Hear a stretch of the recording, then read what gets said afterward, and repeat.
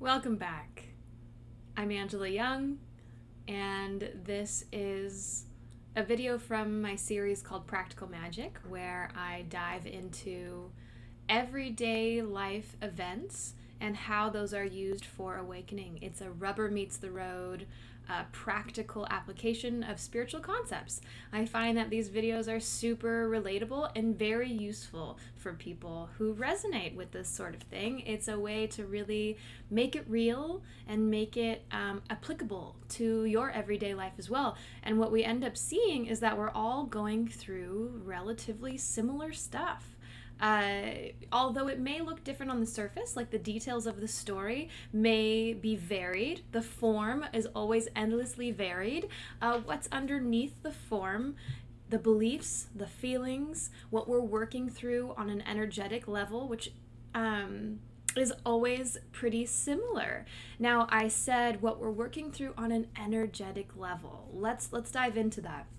So technically, actually not technically, but in a way, you could say that the work we're doing here is energy work. However, from my perspective, energy is simply a symbol. It's the way that consciousness has played out perspectives, beliefs, vibration. It's not even really vibration, through form. So it's the way that it is manifested in form. So we're not playing with energy. We're not physically playing with energy. That's an illusion. That's a symbol. That's just a picture on a screen. That's a reflection of our own mind.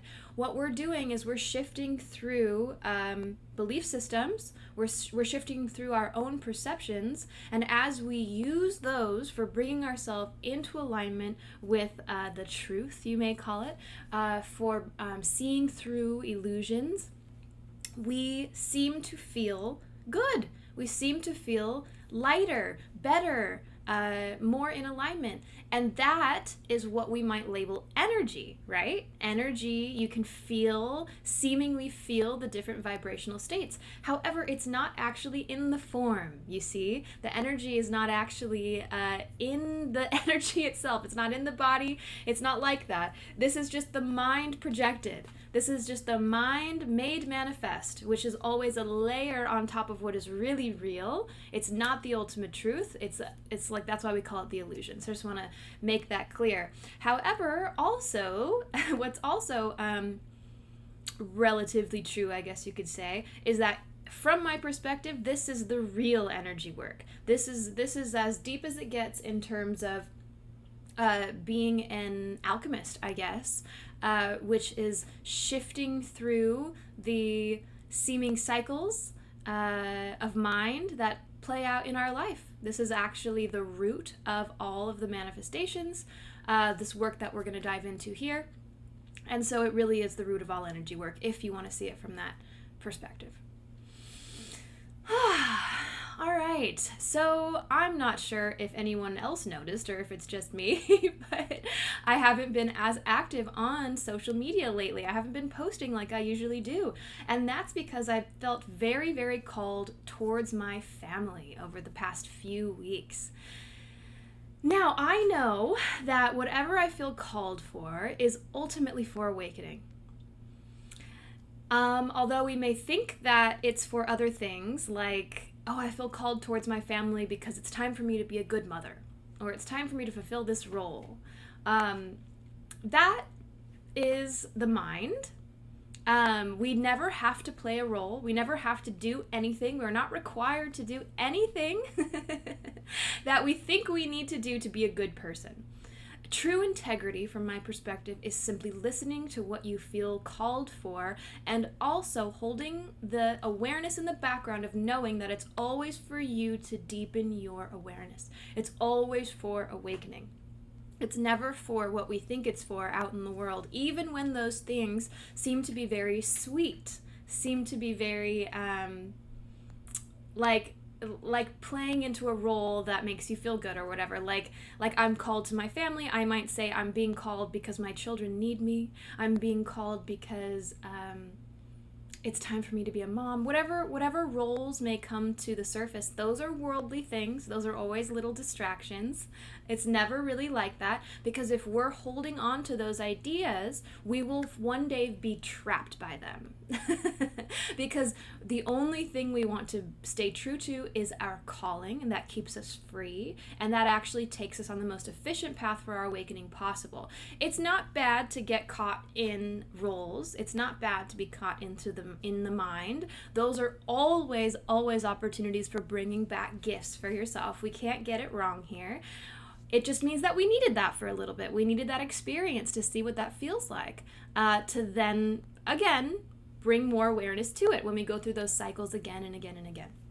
So basically, the moral of the story there is, I know that when I'm called to my family, I'm not being called to my family because of any reason except for it's mutually beneficial for everyone involved in terms of awakening. Okay? I know that I'm going to go into this little container for a while, and I'm going to come back bearing gifts. So some of those gifts I'm still unwrapping, but there are a few that are pretty concretized and clear so far. So that's what I'm going to share in this video today. So one that's really fresh on my mind is I recently did a workout. So I'm subscribed to Booty Yoga, and I've had it for years, and I forgot about it. And then it just pops into my mind that I had that, and sure enough, I went to my like TV thing. I have this projector thing in my house, and I was like, well, I wonder if I could do the workout here. I wonder if I could do the workout on this screen. And turns out there's an app. I can do it right here. Super applicable. Awesome. Yet again, I know that I'm being called towards this workout, and it's becoming clear that it's available to me now when I've had it for years and didn't remember. It's becoming clear that it's available to me now because it's relevant for my awakening. It's not happening because I'm trying to get in shape. It's not happening because of worldly things that it may seem that I want, right? It's not happening for anything except for I'm going to be greeted with some opportunities for awakening here, which means perceptions are going to be brought to the surface, and I'm going to be given an opportunity to see through them or do the work, whatever it is. So in this situation, it was really cool. The workout was a little heavy. It was fast-paced. It was tribal. And it started to bring up tension, is what I felt. We're moving very quickly through these things, and I was noticing that I had tension places in my body, and if we move really quickly, it's almost like the tension goes unnoticed. It's like we're not bringing awareness to the tension, we're just trying to move through really, really quickly. And so I had this little download in the moment that was like, the way that you do yoga is the way that you do life. At the same time that I was feeling this tension. Now, a little backstory that makes this relevant. I also had the experience lately of being hooked into a little story. And this happens from time to time, and it happens in all of our lives, where stories come vying for our attention, a cycle will appear, and we're hooked for a while, and we're dragged along this little experience, okay? So that's what was happening for me here. There's nothing wrong with being hooked to a story. Like I said, these are always relevant for us and they always offer us something, but it is very helpful to understand. It is very helpful to remember in the moment that it's not actually for anything that you think it's for in terms of getting something from the story. Typically we're hooked because we think we're going to get something from the story. Let me explain. So my story, what I thought I was going to get, the way that it hooked me, is that it's always been a dream of our family to own our own house, to have a little bit of land. We rent right now.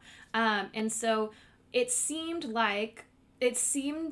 occurred to me to look into land in a certain area and a certain, this modular style building that my husband's interested in. And like I said, the details of the story are super meaningless. The only reason why I'm saying them is because it makes it relevant for me to apply the practices to it, but it's not really about the details of the story. So I find myself really hooked, really excited, like looking into the type of loans we can get, looking into all this stuff, spending a lot of time scrolling and looking at available properties and stuff like that. And immediately it starts to be clear that like, oh, if you want to do that, you have to follow this plan. That's what it seemed like in the mind, right? Like you must get this taxes in order, get these taxes in order, stay consistent with your work history, da da da da da da da, in order to get what you think that you want, okay? And so this really exciting thing of like owning your own home is met with, the next morning after I'm looking up all night, it's met with tension. So I'm looking up in excitement all night. I go to sleep and I wake up in the morning and snap back to reality, seemingly back into this reality, even though I'm not too sure about the reality part of it. And I am immediately met with tension, which is interesting because it seemed really exciting the night before. And the story that came along with the tension was, you must do things. You are required to do things. You are obligated to do things in order to get what you want, in order to get what you think you want. And that tension is first projected on myself. You can feel it. And then it's so quickly projected outwards. So suddenly it's projected on my husband, all right? I think I mentioned to him, I think we need to... How do we design your business, and how can I help you create this ad, I think I was saying at the moment, knowing that we're going to have to keep the taxes. So he's self-employed, he runs his own business. We're going to have to keep the taxes and the income pretty steady and in good standing in order to qualify. That's a meaningless, though. This is like a meaningless train of thought that I go down. It does not matter. It's just that this is the story that's playing out, that's bringing up tension within me so I can look at my own tension. It's not really about any of the story, just to be clear. But that's just how it's projected and how the mind gloms onto seeming form and objects and storyline and things in order to make that feeling of tension seem real. Okay? That's how it hooks you. But I noticed that it was from this state of tension that it was happening.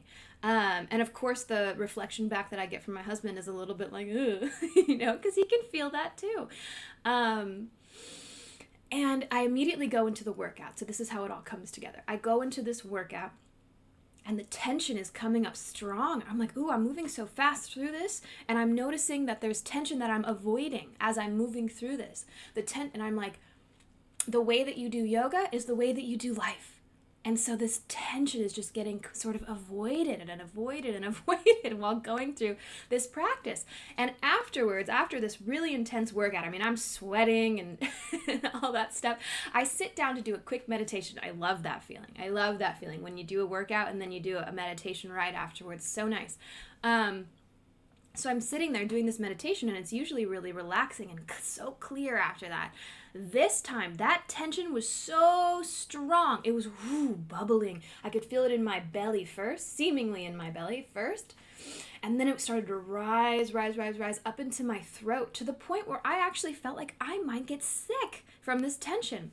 Now, I know that it is not bad to feel tension. It's not something that we're trying to avoid. It doesn't mean that we're spiritually failing or that, oh no, this was supposed to make me feel good. I was doing all the right things and doing a workout, and why am I feeling so bad? No. That's meaningless thoughts, okay? What it is it's showing you something. The tensions coming to the surface, especially with such intensity, is always a gift. Now, the process that I like to use to deal with this tension is to try to not resist it. Our conditioning might be to resist it a little bit. There's nothing wrong with resisting it. Just be with it. Just be with yourself, accept yourself, stop judging. But it helps to remember that, oh, look, I'm resisting tension a little bit. Let's just rest in. So breathe into the tension. Hold it like I think the mindfulness technique that I was trained with is like a guest in your home. So it's not something that you're trying to kick out or treat badly or shame. It's something that you're very gently holding space for. So it can show you what it's here for. So here's the trick. Tension is not here to hurt you, and it's not a bad thing, and it's also never real. And what I mean by that is it's going to show you something, some way that you're perceiving reality, some belief that you're holding on to, something like that, that is out of alignment with how higher self sees things. It's out of alignment with the way that things actually are, okay? So, in my little trip that I was going on right here, after holding space for that tension, which took seemingly a little bit of time and letting it settle, I was greeted with the perception that you don't have to do anything. You are not obligated or required to do anything. That's not how it works. And these stories, these hooks that are coming in, like the hook of getting a house, that are coming in, are not for what you actually think they're for. They're not for actually manifesting a house. That you have no control over, and it doesn't matter. Okay? The only thing that's going to manifest for you is what you actually need for your awakening. Okay? This is how things might be different from the traditional manifester spirituality that probably a lot of us are familiar with, where it's like, if you are seemingly manifesting the life of your egoic dreams, then that means you're spiritually a success and you're doing a good job. It's so dependent on form. Oh my gosh. And eventually that will wind up causing you so much pain that you learn to see through even that. That seems to be the trajectory that a lot of spiritual folks are on. So for me, I'm also on that trajectory, and I'm learning that, oh, it's not about manifesting the house. That will always create pressure. It's simply about being with what you're called towards, and knowing that whenever the stories come, it's not forgetting what you think you want in the world. Although it's not like you're pushing it away either. It's not like you're like, oh, if I get things in the world, that's bad. That's not it. It's just that it doesn't matter, and to just be with your experience and see what it's bringing up for you so that you can move through that. You can transform those perceptions that are underneath, and that's the work that we're here to do, okay? That's the work. That's where the juice is. It's not about anything else out there. So that was the message that was coming through really strong for me. That was like, hey, there's no pressure to do anything. You don't need to do anything. You don't need to put pressure on anyone around you. You simply need to relax, deal with the perceptions that are coming up, and move through the illusion. It's that simple. And so I went straight to my husband and was like, you know what? You don't need to do anything. You don't need to do anything to have me love you. You don't need to do anything to, your business doesn't need to be successful for me to appreciate and love you and be here for you. Because that can be one of the interpretations that he might have gotten. If I'm like, hey, we need to do this, and how can I help you do this? It's like pressure, right, in a relationship. And then if he doesn't do those things, or if it doesn't work out in the way that I think that it should, then what does that mean? How is he going to feel? Is he going to feel loved and appreciated and like he is a free being within this relationship? You know what I mean? So I just let him know that none of that is real for me. I was just going through a little mental trip. And what's really real for me is to notice how these stories are hooking time and time again. And I think I shared, or I will share, by the time I'm making this video, I haven't actually posted the one prior, but I will share before this video, a story of a dog that came into our life, came in and then left really quickly. And it seems like these cyclical stories that are hooky are coming in quite rapidly for me lately. It seems like they're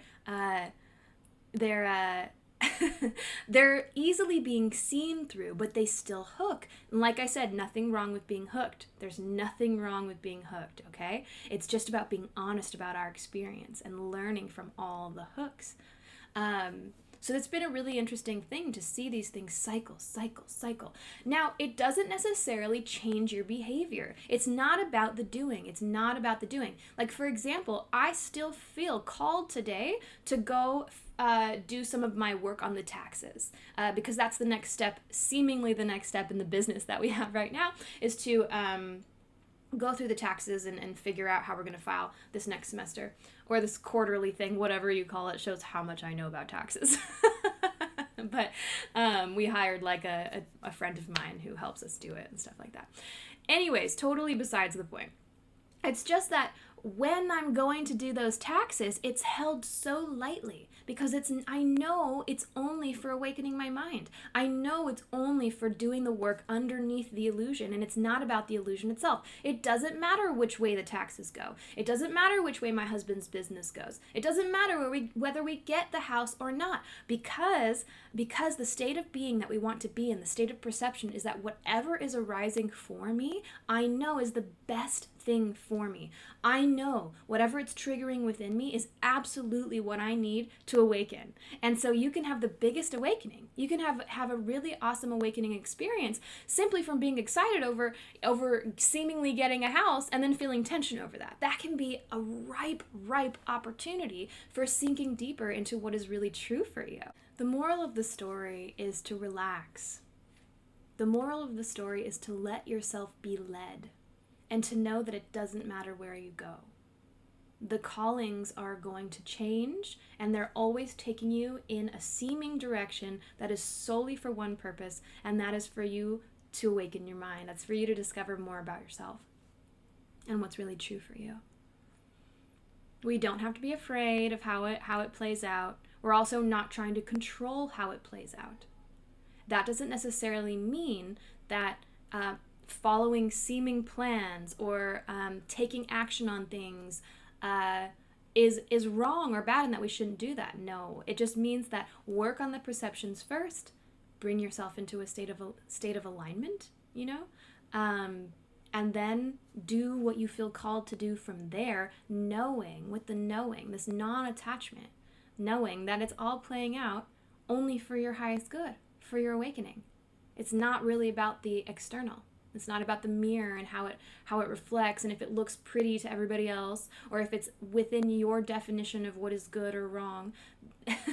That's duality, and that's always how we're going to get ourselves in mental traps because it's always flipping. We don't want to place our power there. All right, that's about it for this one. Thanks for listening with me. If you want to have a chat with me in person, I love that. Please reach out to me. I'll leave a link in the bottom. You can make an appointment, and they're all done by donation.